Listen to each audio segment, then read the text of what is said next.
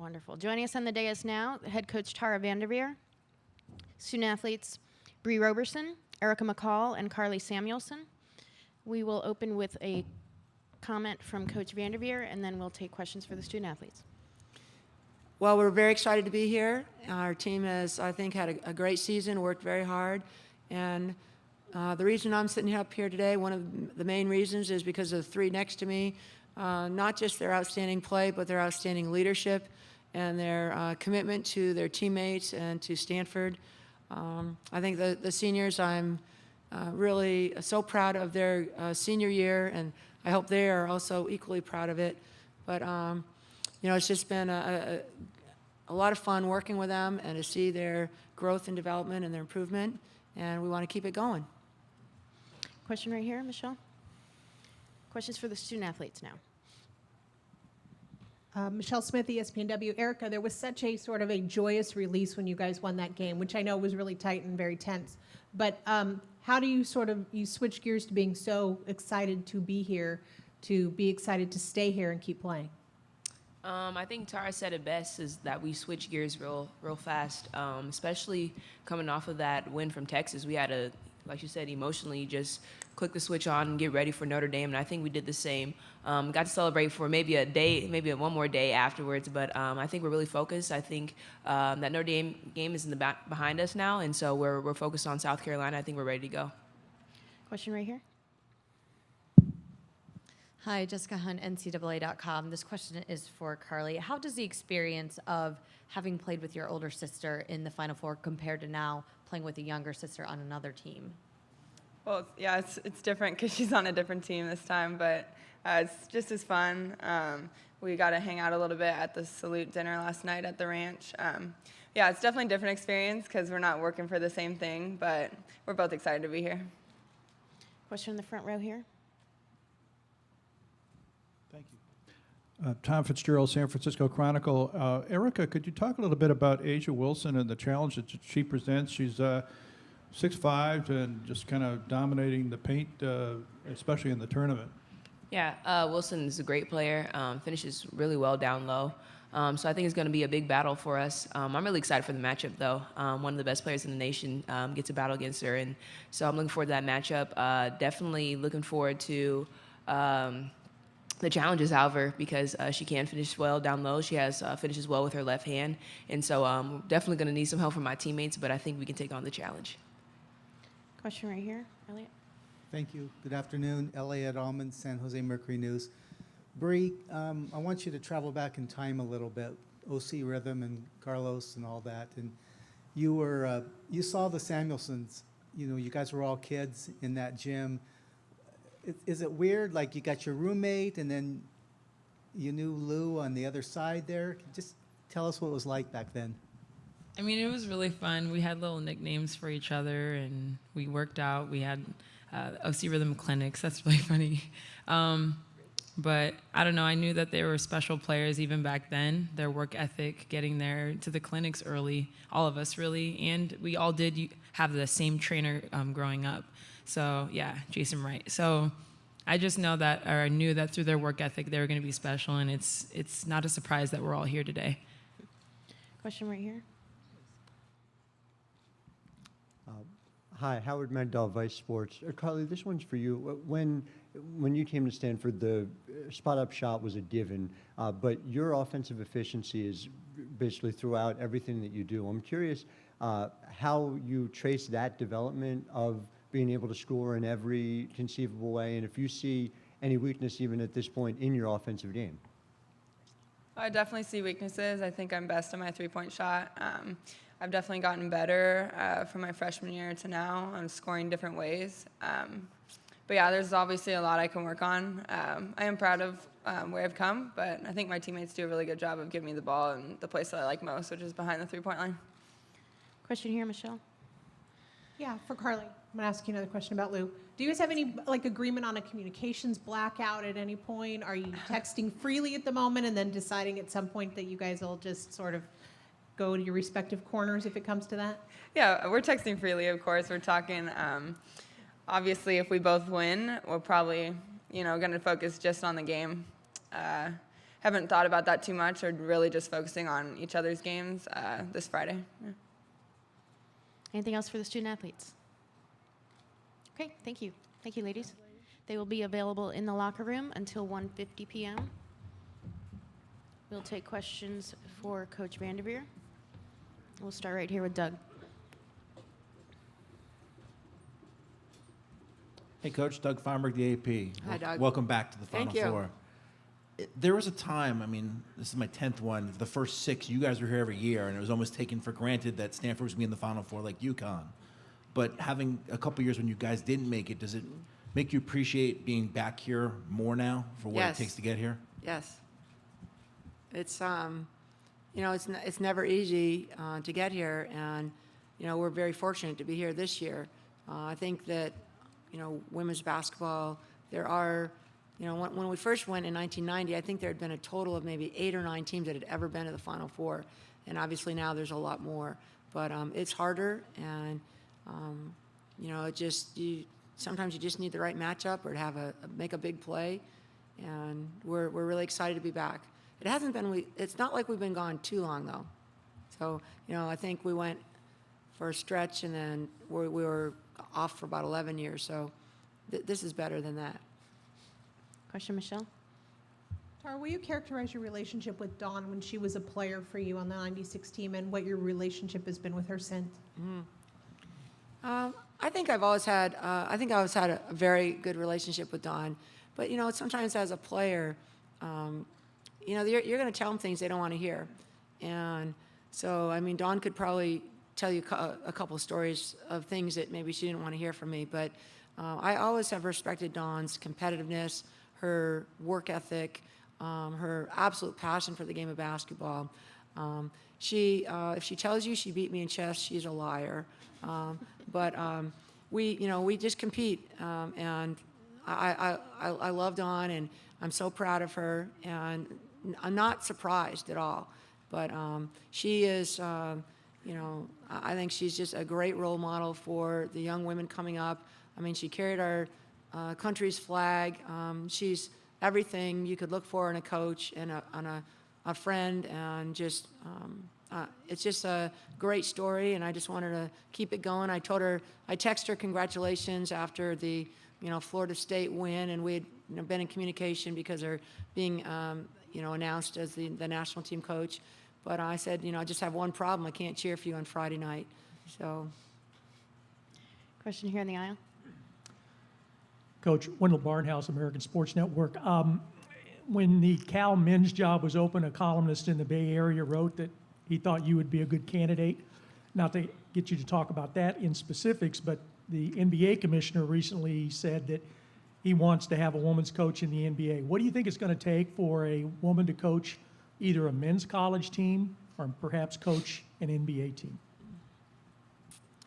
I think it'll just take someone that has some vision, like maybe Greg Popovich having, Becky Hammond. It's just a matter of giving people opportunity, and whether it's, I just think there are really qualified female coaches, and I just think it's just a matter of time, in the same way that we got, maybe, close to having a female president. It's just a matter of time. Question from Richard. Richard Deitch, Sports Illustrated. Tara, you've coached a lot of great players, whether it's Candace Wiggins, Appel, Nneka Chene, where it was pretty clear in important moments who the ball was going to. So I wonder, when you have a group now that's the points are spread out, sort of more of a collective, how has your coaching changed, particularly in late game situations? I need more antacid. It's very challenging. It's a lot of it is game to game. It is. This has been a great year for our team, and a great growth for our team, and growth for me, to really figure out this puzzle, as you pointed out in a nice way. It's a challenge. We we have to figure out during the game, and that might be why sometimes it takes us a while to get going. Say this is what's available, this is what we're looking for. Bree, or Marta or Alana. It's not always going to be the same person. There was a comfort. There was a kind of a sense of comfort, like when that Sinead would come to the game and she was going to give you basically 25 points and 15 rebounds. There was a security in that. But at the same time, there's a real excitement with this team, just to say, hey, we're going to have to make game time adjustments. And their confidence and their resilience has been really fun. But we do go with kind of the hot hand. Question here, Michelle. Tara, how do you assess Asia Wilson at this point in her career, both as an offensive and defensive player? She's terrific. First of all, she's very athletic, skilled player, can hit the outside shot, scores low, runs the floor well. The team, I think, is, they get her the ball. She plays with some really good guards to get her the ball. She's in the proverbial load. You've got to work really hard to play against her. And I know that our team will really battle her, but it's not going to be easy. Question here in the front row. No, okay. Question right here on the aisle. Hi, Tara. Lindsay Jones from USA Today. You were just talking about how many qualified female coaches there are. Earlier today, Gino said that maybe the number of female coaches coaching women's teams right now has gone down because fewer women want to coach.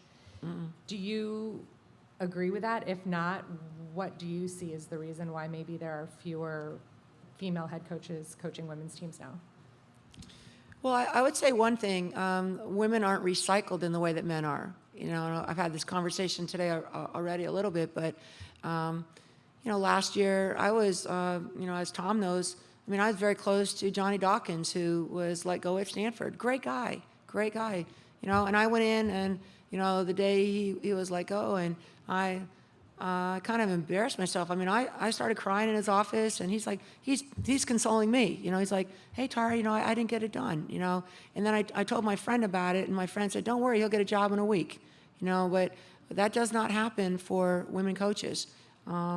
There's a lot more competition for women coaches. There are women out there, and maybe, research has shown that women, sometimes they need to check all the boxes before they'll take a job, where maybe a guy would just check 2 or 3. Oh, okay, I can do that job. So I think that, as an example, for me at Stanford, I was at Ohio State. I had a very good job, at Ohio State. Andy Geiger recruited me to Stanford. I said no the first time, and he said, let me bring you back. Maybe for women, you have to recruit women, and you have to really, you have to support them a different way. So and women have different roles in their families with children and things like that, that if athletic directors want more women in women's basketball, maybe they have to look in the mirror and say, all right, how can we make this happen? Because I think it's on it's their plate, basically. There are women. We need to, look, if you want women in your jobs, and you have to look to hire them. Keep the pipeline going too. Get more women in the pipeline. Hi, Tara. Vice Sports. Two separate things. One, on the offensive end, Karlie, though you spread it around, Karlie's your most efficient scorer, but she's least efficient in isolation. I'm wondering how you sort of balance between getting the ball in her hands and being able to manage that and making sure you're getting it off the catch in other ways. And defensively, I'm curious whether you think there's an advantage to being able to play South Carolina, a team that plays at a slower pace, when you guys have been a lot more effective defensively in the half court all season. Thank you. All right, so offensively, Karlie with the ball is all good for me, whenever she has it, wherever she has it. So, maybe analytics say something different, but eye test says give her the ball and get her shot. As far as playing South Carolina, honestly, we play whoever they put in our bracket. We're here, we're excited. If it was Mississippi State or Connecticut or, whoever it is, we're just going to do the best job we can getting prepared for who we're playing.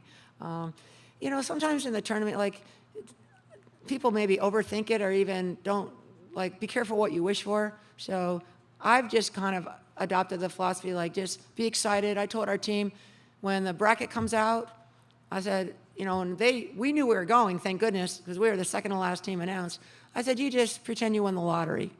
And no matter what you're doing, no matter who you're playing, no matter where you're playing, that's our attitude all the way through it. And I think we've kept it all the way through the tournament. Michelle? Tara, 2 questions. One on Karlie and the last couple of years without playing for the first time in her life on a team without one of her sisters on, and what you saw in terms of her growth, sort of being on her own in that way. And then the second question was, again, just a bit about Dawn. What have you taught her that she might use against you tomorrow? All right, well, Karlie has really grown, I think, as a player. What I've noticed more than anything else is she's put more time into her game before practice, after practice. She's always the first one out. She'll be the first one out there tomorrow shooting. She's got it, we get practice, and she gets up 100 shots before anyone else even gets out there. They're all, putting on their shoes or fixing their hair or whatever. As far as you saying what kind of maybe what I taught Dawn, I hope she uses all those things that were bad things that I did. Dawn is her own woman, her own coach. I just think that if she learned anything from me, great. I don't know that I could say what it was. I know that she's going to be really prepared, and their team will play really hard. Question in the front here. Tara, this is a question that has been brought up for years, but I'm curious to hear what your response is. Gino obviously gets it every time he's here. When you've got one team that is so dominant and it's all anybody can do to get within 20 points of them, is that really good for women's college basketball or not? What is your opinion?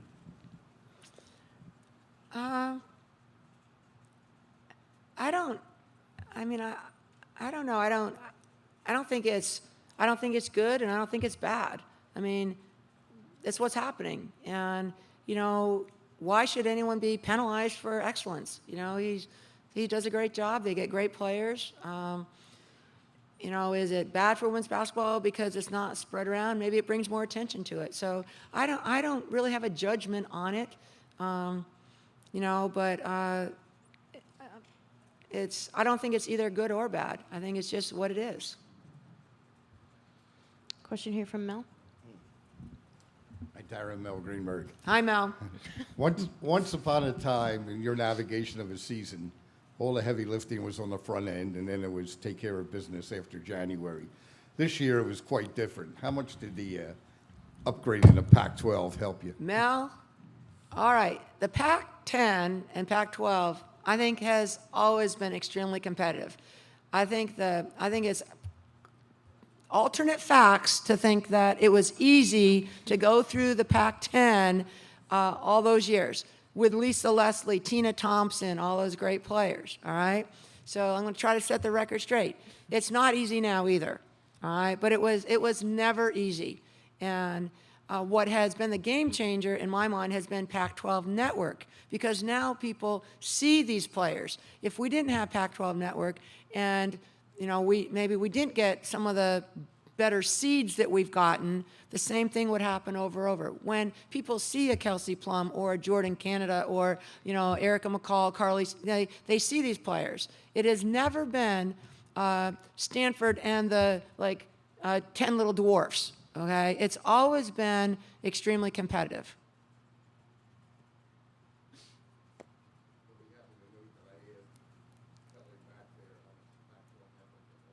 Pac-12 Network has been a game changer, and it's been awesome.